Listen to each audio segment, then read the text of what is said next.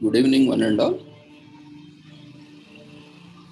We welcome you all to the International Webinar Series on Holistic Health, Well-being and Sustainable Development 2022-2023, commemorating Azadi Ka Amrit Mahotsav, nation celebrating 75 years of independence and United Nations Sustainable Development Goals 2015 to 2030 as part of awareness and campaigns in collaboration with Sri Holistic Health Foundation India and Sri Research Institute Center for Art, Sciences and Wellbeing. Before we start our sessions, let's take the blessings of Almighty.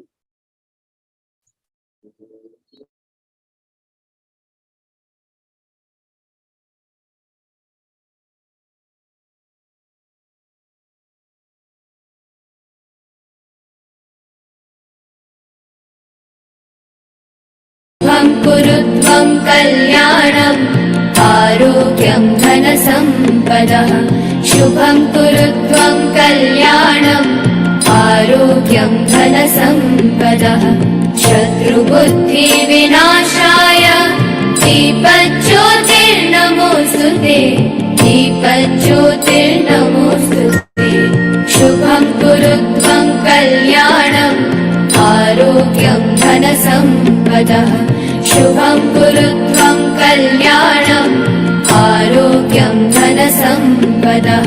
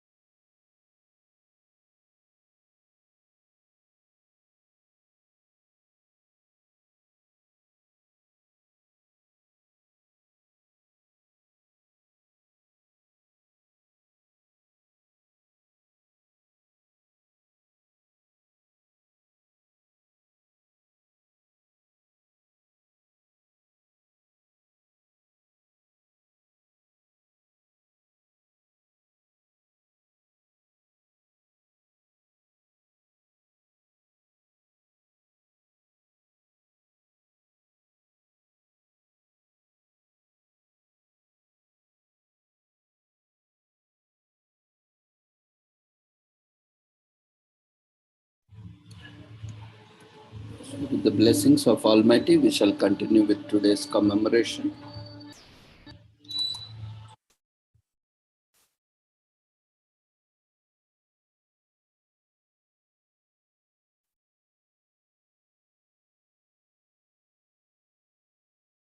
This week, we have few commemorations like National Girl Scout Week,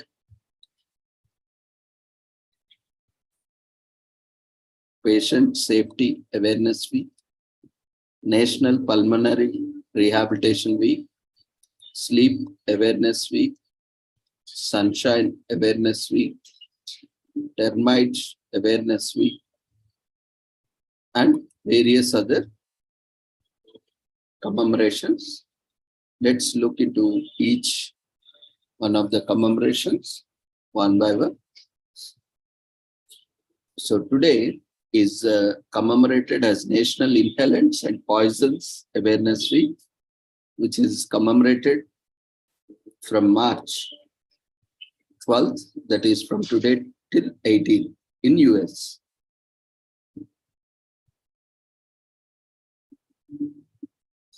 So we do a lot of things to keep ourselves and our families healthy and safe. We go to doctors, eat healthy and exercise often. But do you know that innocuous objects around the house can severely impair health? Harmful inhalants lie in the most household products such as sprays, polishes, and glue. Repeated exposure to these chemicals can affect our heart, lung, and brain health in long term. So this week creates awareness and shares preventive measures that can be taken by each and every. Several inconspicuously around the average American home. There are dangerous inhalants. Since these substances produce vapors, people may unwittingly be breathing toxic chemicals into their bodies. Inhalants contain psychoactive properties similar to other mood-altering substances, such as alcohol, drugs, or benzos. They take effect almost instantly within seconds once inhaled through either the nose or mouth. The lungs quickly absorb the chemicals which travel into the bloodstream and brain. Once embedded in our bodies, the chemicals can impair our breathing, nervous system, and cardiovascular functions. Most inhalants are incredibly toxic, causing irreparable damage to health. Adolescents are at high risk from these chemicals. Studies show that inhalant abuse is rampant among teens who sniff, blow, and other substances for a high. The effects are short-lived, but therein lies the danger. Inhalant abusers tend to get their fix out for hours, though repeated sniffing. Rampant inhalant abuse may lead to withdrawal, addiction, and sometimes even an overdose. There are hundreds of inhalant drugs. They vary in their toxicity, chemical composition, or form. And the scary part is that we use every day, readily available at any store. Think products such as glue, nail polish, and nail polish removers or felt tip markers. These toxic inhalants also come in the form of hairspray, fabric protectors, aerosol deodorants. Other sources include helium balloons, paint thinners, and propane tanks. National Inhalants and Poisonous Awareness Week aim to create more awareness of the dangers of inhalants through public campaigns and resource dissemination.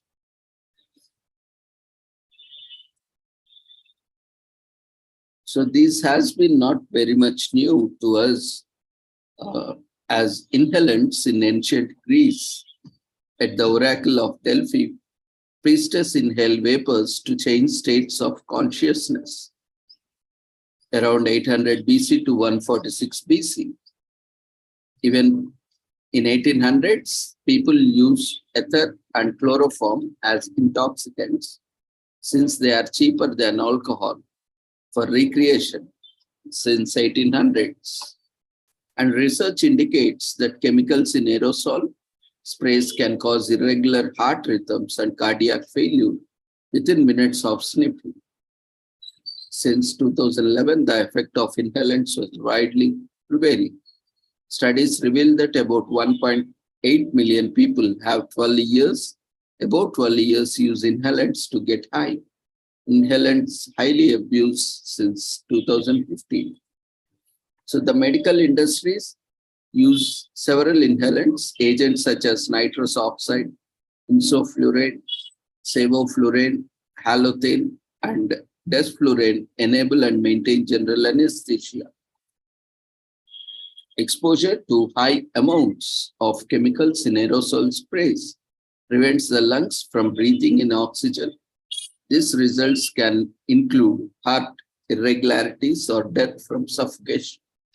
Inhalant abusers breathe vapors into their bodies in various ways. They usually snort or sniff fumes from aerosol sprays, dispensers, or containers. Some may even soak a cloth in chemicals and place it over their nose or mouth.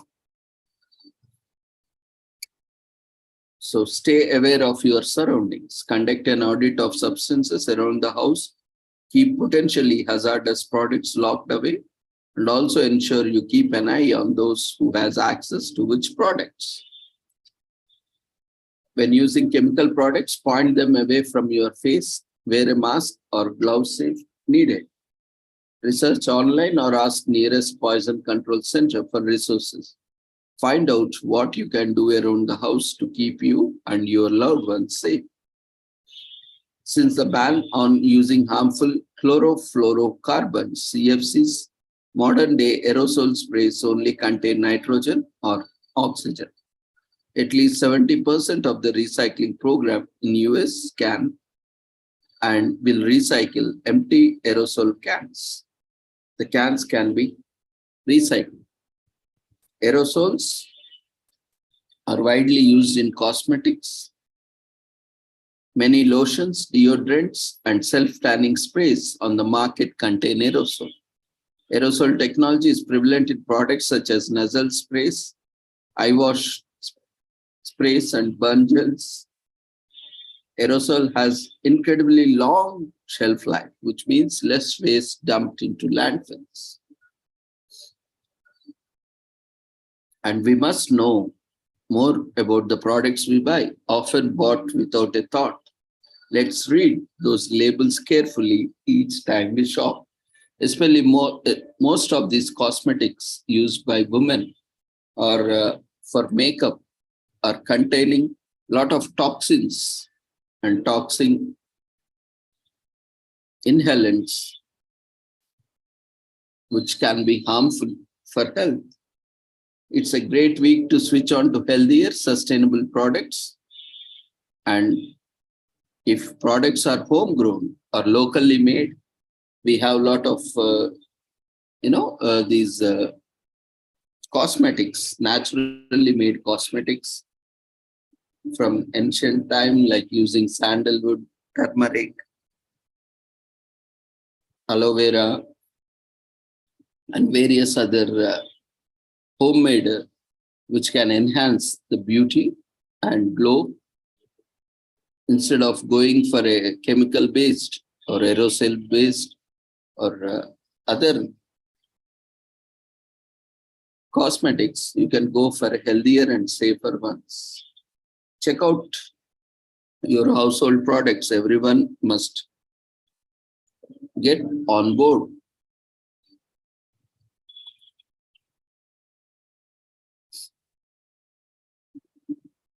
And this week is also commemorated as Girl Scout Week in US.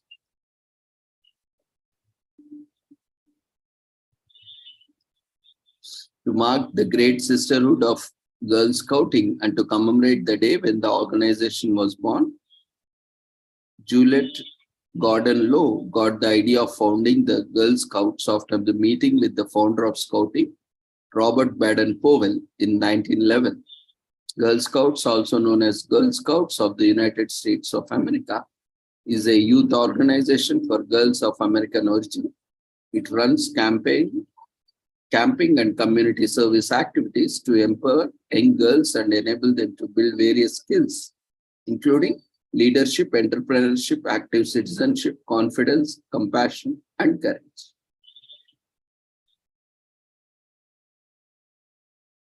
In 1911, while living in the United Kingdom, Juliet Gordon Low met with the founder of Scouting, Robert Baden-Powell. From this meeting, Low developed the idea to create a girls-only organization that brings girls out of their homes, the great outdoors, to serve their communities and provide a platform for them to develop self-reliance and resourcefulness. Upon arriving in the United States, Low began planning to start Girl Scouting.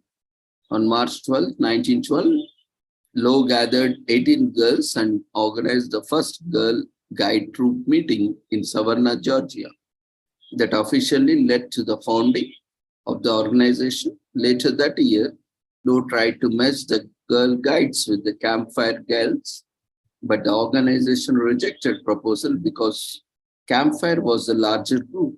She made the same attempt with Girl Scouts of America, but the founder, Clara Leicester Lane, believed Low copied her organization and threatened her lawsuit. So Girl Scouts of America eventually shut down as it lacked financial resources. In 1913, the organization name was changed to Girl Scouts of United States and became headquartered in Washington, D.C. After being incorporated in 1950, the Girl Scouts of the United States moved its national headquarters to New York City. In 1960, Low created the Aviation Badge, which served to encourage girls to break barriers. From 18 girls, In 1912, Girl Scouts of United States grew to 2 lakh girls. In 1930, Lowe died in 1927 and built her carriage house to the local Savannah Girl Scouts. In 1941, the Girl Scouts established the Wing Scout program for senior Girl Scout members interested in flying and serving their country. Unfortunately, the program ended in 1970s when United Airlines, the main sponsor for the program, suffered financial setbacks. The organization finally changed its name to Girl Scouts of the United States of America in 1947, and on March 16, 1950, it received a congressional charter. There are currently 2.5 million Girl Scouts and 1.7 million girl members and 750,000 adult members in the United States.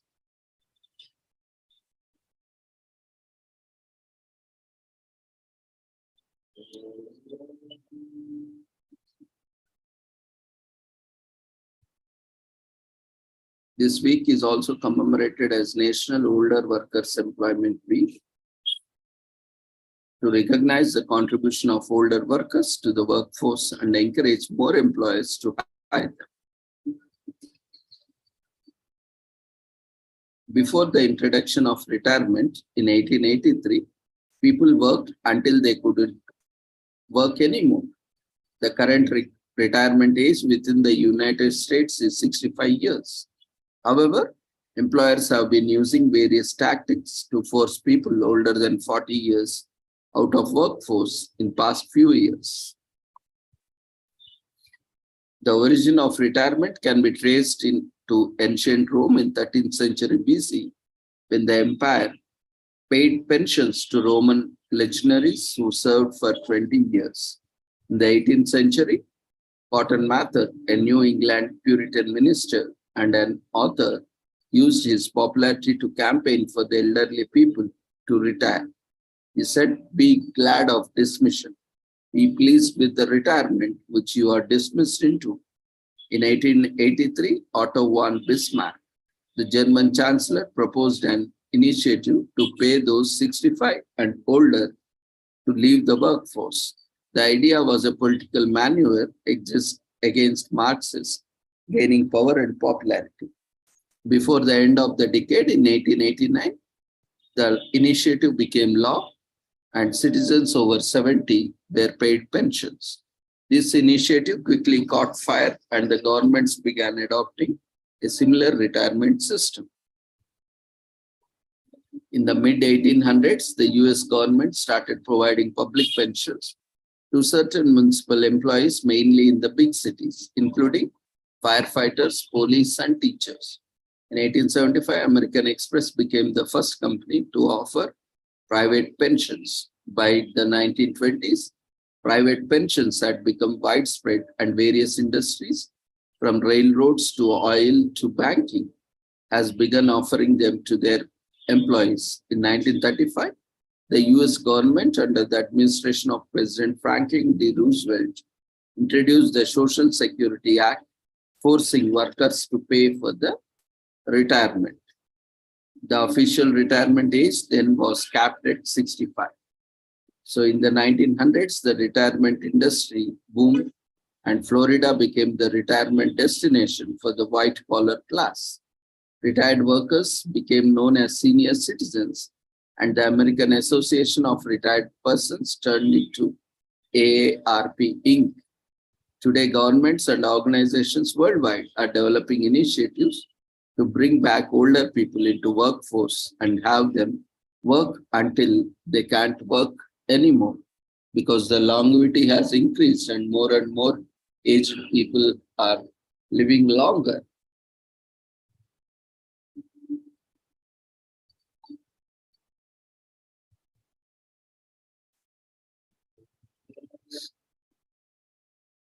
This week is also commemorated as National Pulmonary Rehabilitation Week.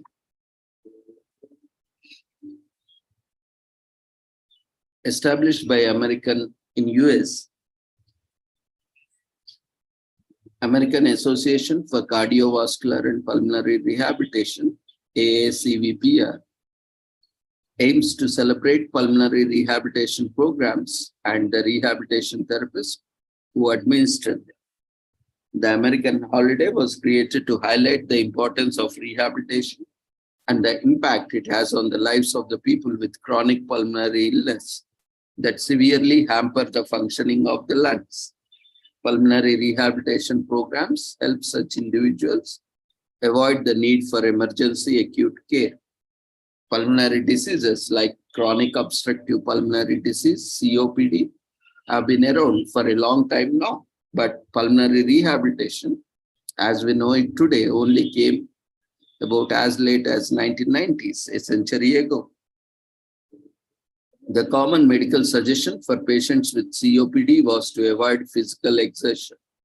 In 1952, Columbia's University, Alvan Barak, became one of the earliest proponents of pulmonary rehabilitation through the means of exercise. University of Colorado affiliated Thomas Petty designated the first outpatient program for pulmonary rehabilitation.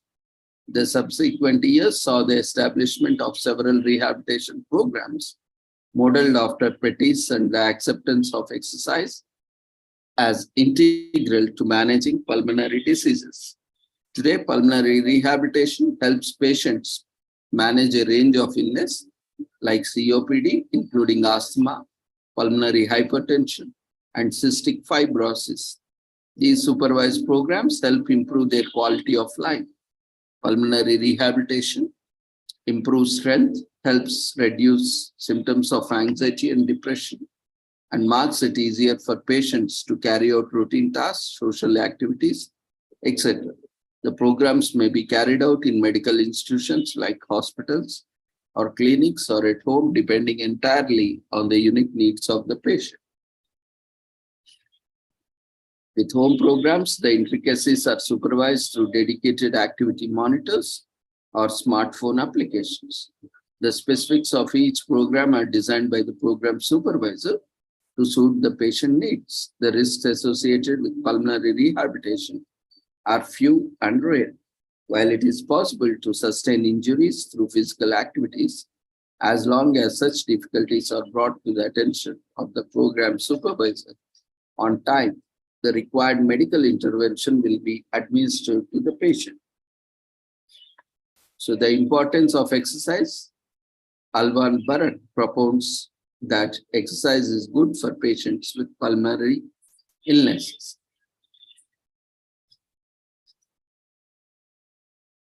So this week is also commemorated as Patient Safety Awareness Week,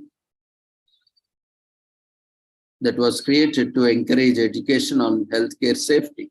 According to the World Health Organization, WHO, over 2.6 million deaths are due to unsafe care in hospitals in developed and developing countries. Through Patient Safety Awareness Week, the Institute for Healthcare Improvement hopes to promote important discussions locally and internationally that will lead to improved healthcare safety for caregivers, patients, and the healthcare systems in general. So Patient Safety Awareness Week is a long observation initiated by the National Patient Safety Foundation in 2002. This annual event was created to simulate discussions on how patient safety can be maximized in healthcare systems. During Patient Safety Awareness Week, the public receives educational information to better equip them in making informed healthcare decisions. In a 2019 report by the World Health Organization, it was revealed that 1 in every 10 patients in high-income countries suffers from harm resulting from poor safety in the healthcare system.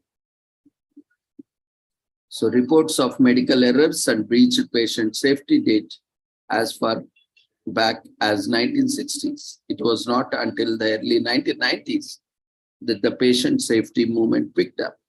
The patient safety movement followed a publication report by Lee and Bren of breached patient in 30,000 hospitalized New York State patients back in 1984. The reason for the breach was narrowed down to preventable medical errors. It was also discovered that 1.3 million injuries and 1,80,000 deaths could have been prevented across the US. The medical errors compromising patient safety cannot be entirely attributed to the medical staff alone, but to all aspects of healthcare system. According to the Leaps book, Error in Medicine, published in 1994, Patient Safety Awareness Week highlights the role of medical staff and patients need to play to assure overall safety. Patient safety is not the responsibility of a single individual.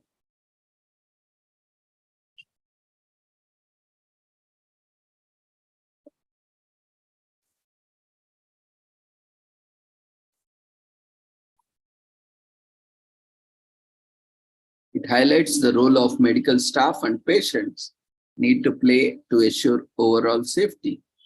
Patient safety is not the responsibility of a single individual, but a collective responsibility of healthcare systems, healthcare workers, and patients.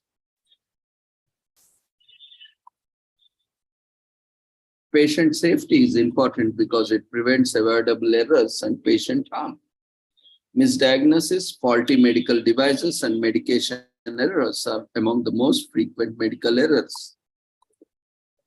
There are correctly identify patients, improve staff communication, use medicine safely, use alarms safely, prevent infection, identify patient safety risks, and prevent mistakes in surgeries are the 7 national patient safety goals.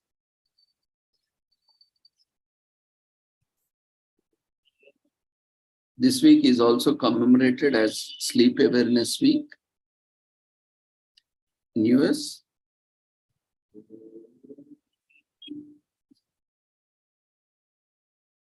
It was created by National Sleep Foundation, seeks to promote better sleep as a way to increase overall health and well-being.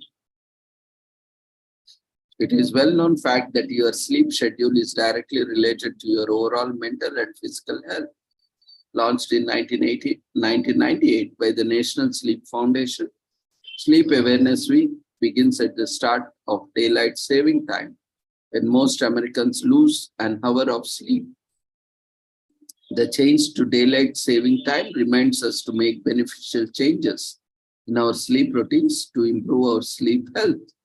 According to National Sleep Foundation, 45% of the Americans says that poor or insufficient sleep affected their daily activities at least once in the past 7 days. The goal is to celebrate the benefits of good and healthy sleep, to draw attention to the burden of sleep problems, and to promote the prevention and management of sleep disorders. Sleep loss is a big public safety hazard every day on the road. Drowsiness has the ability to slow reaction time as much as driving drunk.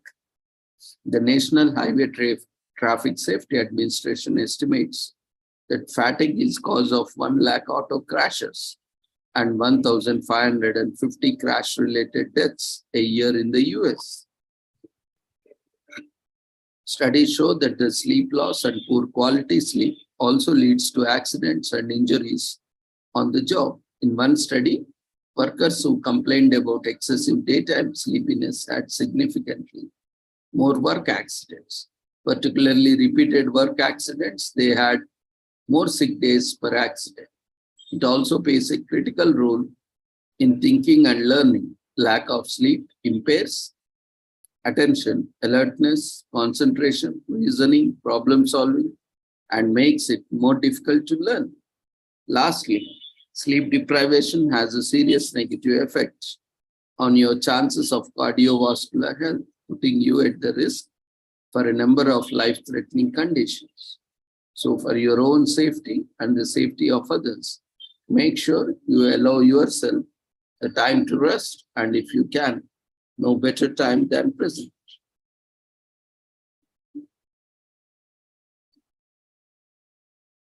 This week is also commemorated as Sunshine Week in US.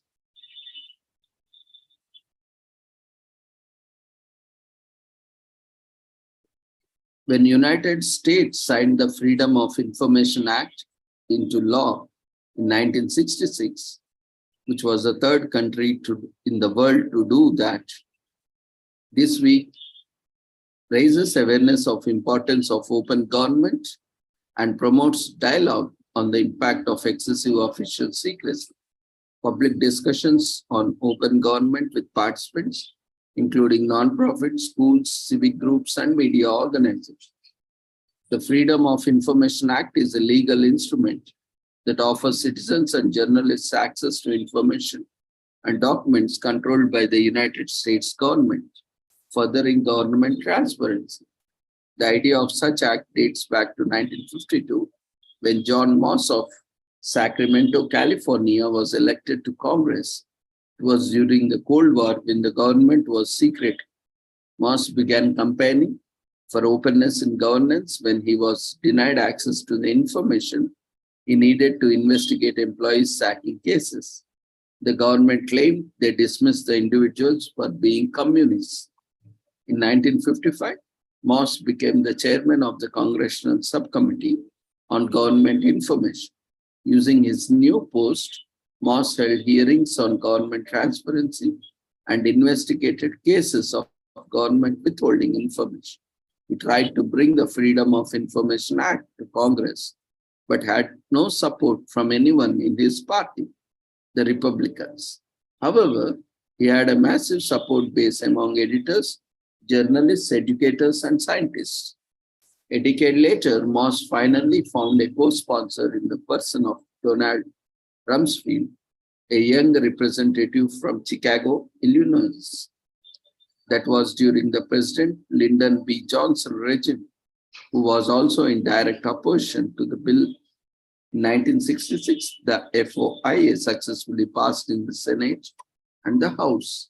On July 4, 1996, President Lyndon B. Johnson signed the FOIA into law without a public event. Still, he released a signing statement that day did say, "I signed this measure with a deep sense of pride. The United States is open society."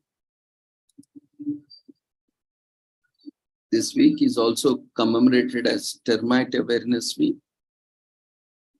Every homeowner's worst nightmare, termites are silent, voracious, wood-chewing insects. They are tiny and incredibly sneaky. They always remain out of sight, and there's just no stopping them. Termites build colonies 24/7 and lose no sleep or sweat over it.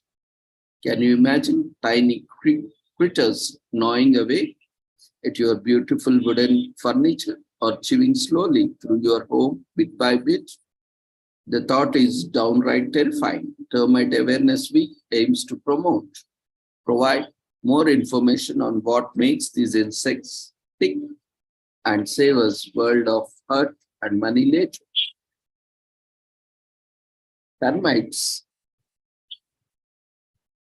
have inhabited the earth for more than 100 million years. These tiny creatures walk there with dinosaurs.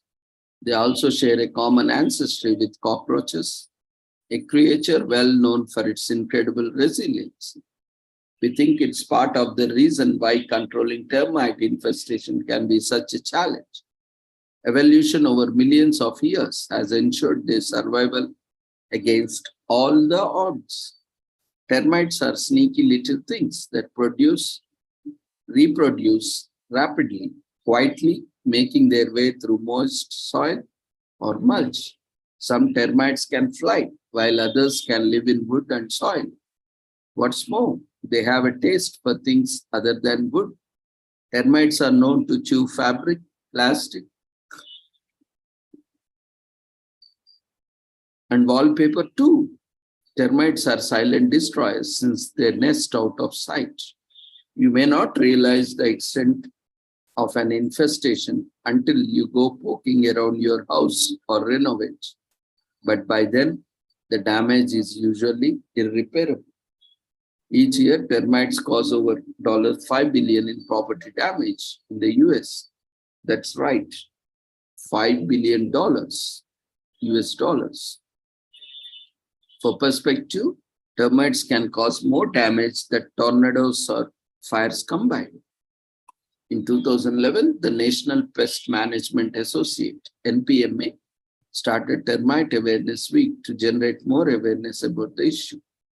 The week encourages homeowners and others to inspect their properties for termite infestation and prevent irreversible damages. And Termite Awareness Week takes place the first week of spring because it is the peak of the termite swarming season. Still, it's worth remembering that termite control is an all-year endeavor. Take care to check decaying wood or plants around your house. Some giveaways that indicate termite presence are narrow mud tubes or spongy wood. Try and break them open to rule out termite workers living inside. Homeowners everywhere can take precautions by remaining vigilant.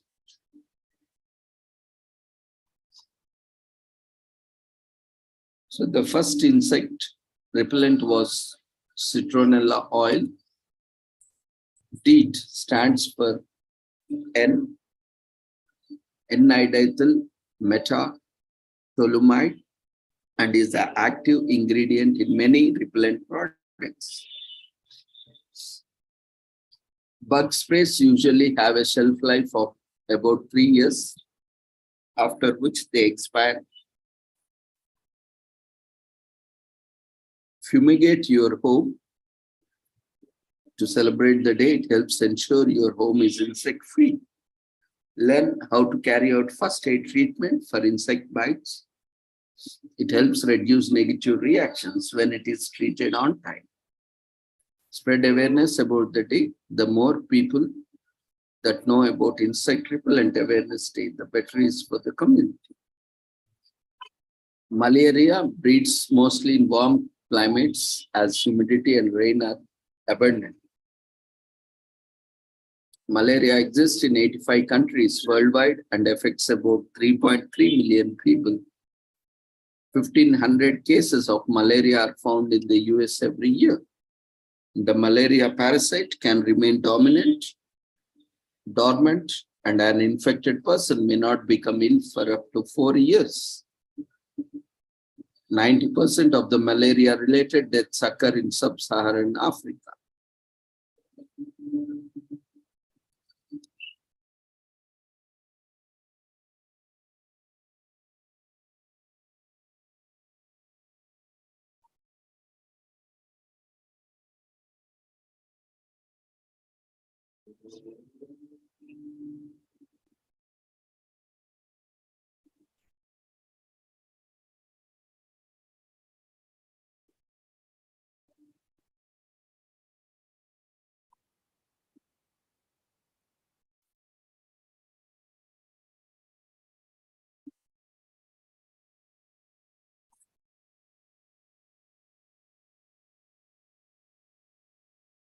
Today is also Intrauterine Growth Restriction Awareness Day. IUGR is a condition that leads to delayed growth in unborn babies. Thousands of women in the United States are affected by it, and this occasion is to create awareness for the condition. It spreads information about its causes, symptoms, detection methods, and treatments. The survivors have a chance to tell their stories and experiences. This lets people know that they are not alone and they have options that would help them cope. It helps to make sure everyone has a chance of getting the best possible medical care. Intrauterine growth restriction, IUGR, is a condition that affects babies in utero.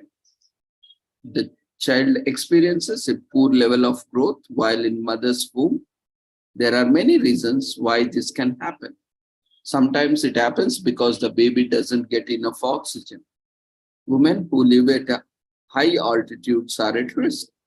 It can also happen if the baby doesn't get enough nutrition through the placenta. This can also be because of a problem with placenta, high blood pressure, infections, or multiple babies like twins. Certain habits increase the risks of IUGR. These habits include abusing alcohol, smoking, poor nutrition, and drug abuse. Medical conditions such as heart disease, diabetes, anemia, and clotting disorders can contribute to the risks of IUGR. Women who have kidney disease, thyroid disease, and uterine malformations can also have babies who struggle with growth in the womb. The growing baby can be small all over the body. Sometimes the baby's head would be normal size, while its body is small. This usually depends on the cause of growth restriction. The condition is tested and confirmed by ultrasound. More tests are carried out to determine the cause of IUGR. Depending on the results, the baby may need to be delivered early. The growth of the child after delivery depends on the cause of defect and how severe the condition is. Physical factors like skin texture and firmness of the earlobes are considered. Neurological factors are considered as posture and type of flexion on the hands of the feet. Thus, the doctors know when babies is small due to IUGR and not premature. Former IUGR infants may experience early puberty and other health issues. They can also develop hypertension, obesity, cardiovascular disease, or diabetes. A pediatric endocrinologist should be contacted when the child is 1 year or less and not reaching the lower part of the normal growth range for his or her age.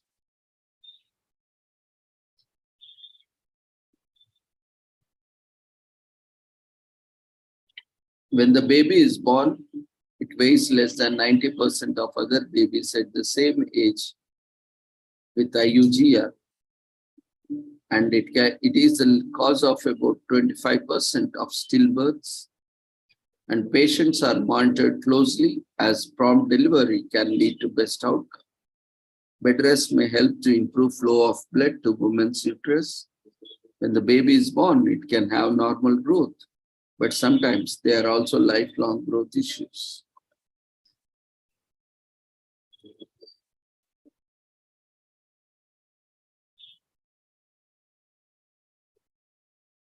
Today is also commemorated National Working Moms Day and also National Plant a Flower Day. To wear flowers in your hair, it's time for some gardening and learn how this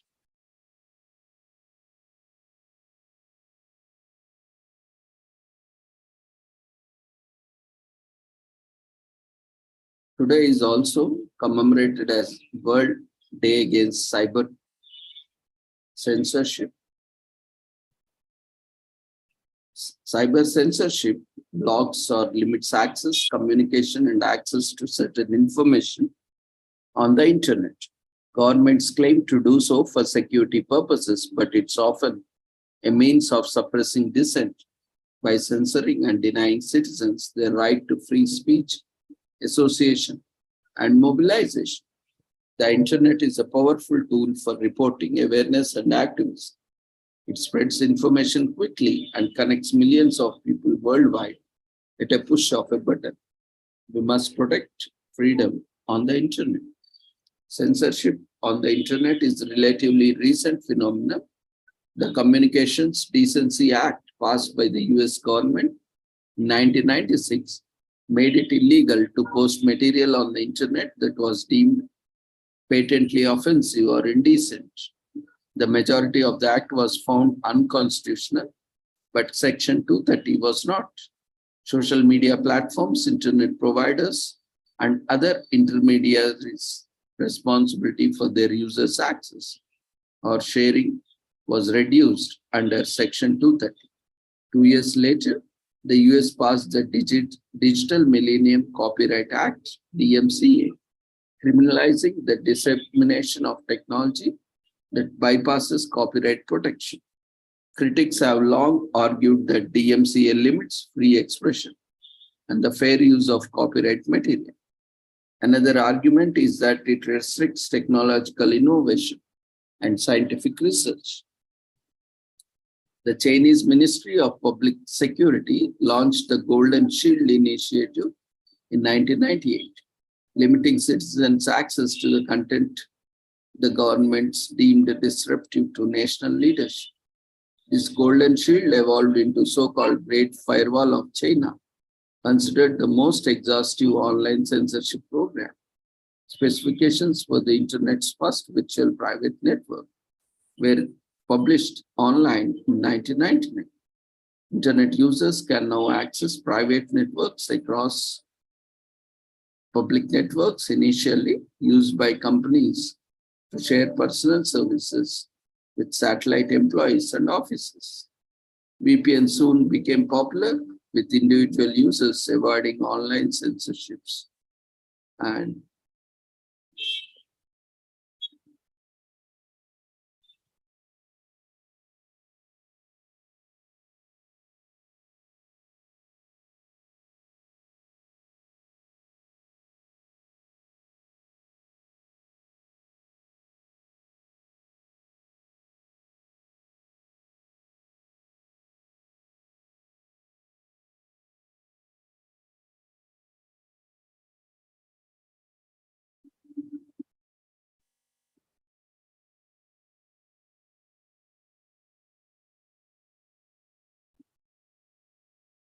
by 2015, the US Federal Communications Commission has approved a net neutrality order that assigned ISPs as common carriers and banned discriminatory throttling or blocking.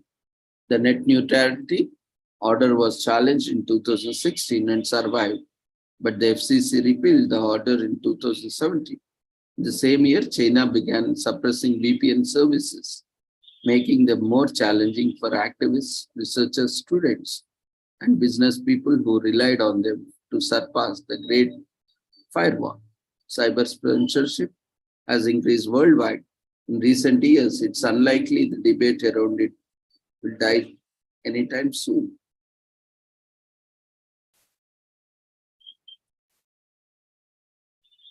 Today is also World Glaucoma Day, that seeks to raise awareness about the group of eye diseases known as glaucoma. Early detection of glaucoma improves the chances of stopping or at least slowing the disease down with appropriate treatments. The blindness caused by glaucoma is irreversible, but if caught early, the disease can be treated, and people will not have to endure difficulties of blindness when it is preventable.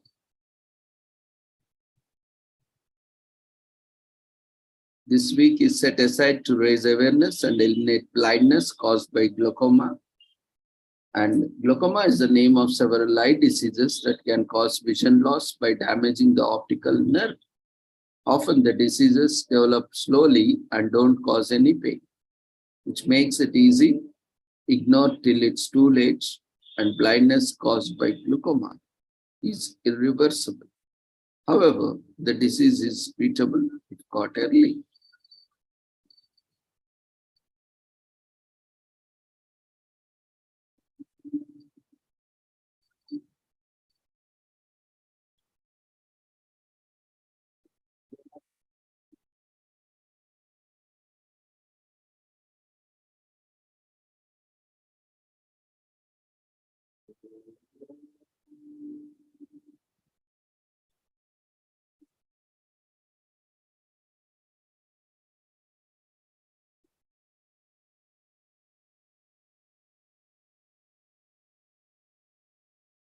Damage caused to the optic nerve by glaucoma can be treated to halt the progression of the disease or at very least slow it down. While there are some causes of glaucoma that have a sudden onset, most of the time these diseases develop gradually and become caught in the time to prevent blindness. The leading cause of glaucoma is the buildup of fluid that causes an increase in pressure in eye.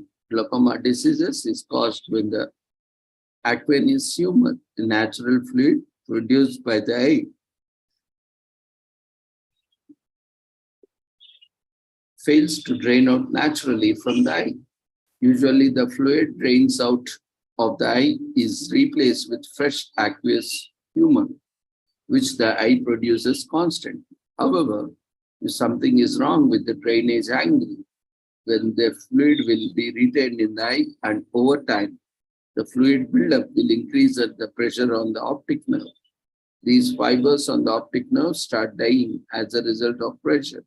Over time, all the fibers die, causing total irreversible blindness. So glaucoma has no cure, but it's treatable if it's caught early. Seeing halos around lights, light vision loss, redness of the eye, tunnel vision are some of the warning signs of glaucoma. On average, it takes about 10 to 15 years for people to go fully blind after the onset of glaucoma.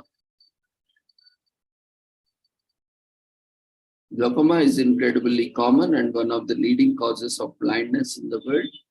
The likelihood of you contracting glaucoma increases as you grow older with the risk factors, including family, history.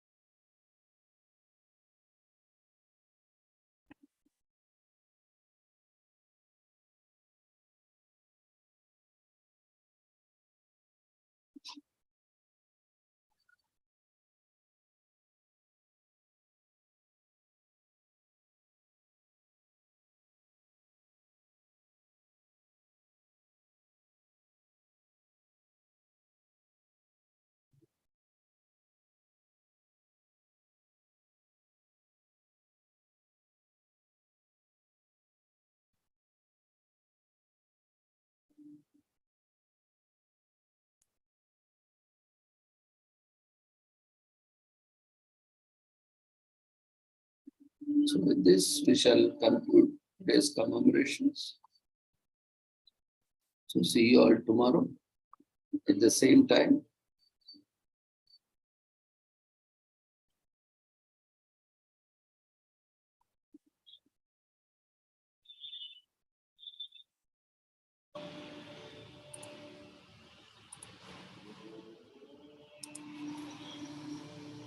Quickly fill up the feedback form raised in the form of polls.